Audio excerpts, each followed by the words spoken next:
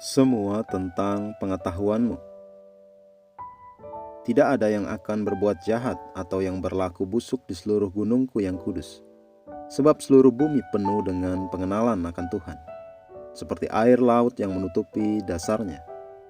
Yesaya 11 ayat 9. Dalam Kisah Para Rasul 27-28, Lukas menceritakan kejadian yang menginspirasi ketika dia bersama Paulus dalam perjalanan ke Roma.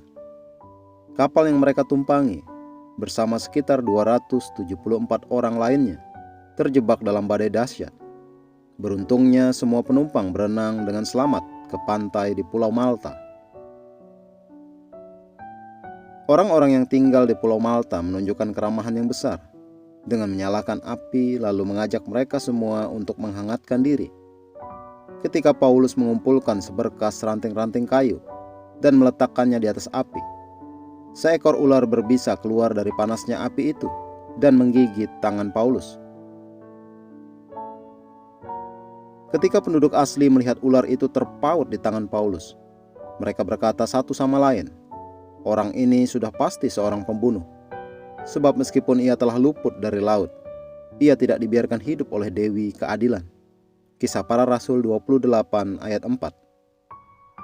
Sementara mereka yang menyaksikannya menyangka Paulus akan membengkak dan tiba-tiba mati karena bisa dari ular itu.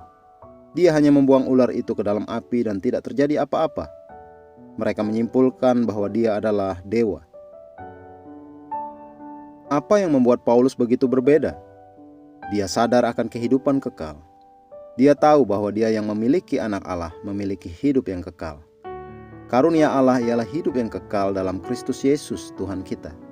Roma 6 ayat 23. Orang yang memiliki kehidupan kekal tidak dapat diracuni. Yesus berkata demikian dalam Markus 16 ayat 18. Sekalipun mereka minum racun maut, mereka tidak akan mendapat celaka. Ini adalah kehidupan yang Dia berikan kepada kita. Tetapi banyak dari kita yang tidak mengetahuinya. Alkitab berkata, melalui pengetahuannya, orang benar akan menerima warisan mereka. Jadi lihat, ia bekerja dengan pengetahuan. Ini tentang pengetahuanmu tentang kehidupan Kristus yang kekal dan tidak fana yang bekerja di dalammu. Tidak heran Yohanes berkata, "Semuanya itu kutuliskan kepada kamu, supaya kamu yang percaya kepada nama Anak Allah tahu bahwa kamu memiliki hidup yang kekal." 1 Yohanes 5 ayat 13. Mari kita berdoa.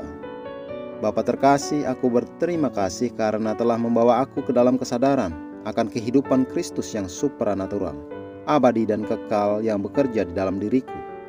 Aku hidup di atas sakit, penyakit, dan semua kegelapan yang mempengaruhi sifat manusia. Aku adalah rekan sekerja Allah yang memanifestasikan kemuliaan dan kebajikan keilahian dalam nama Yesus. Amin.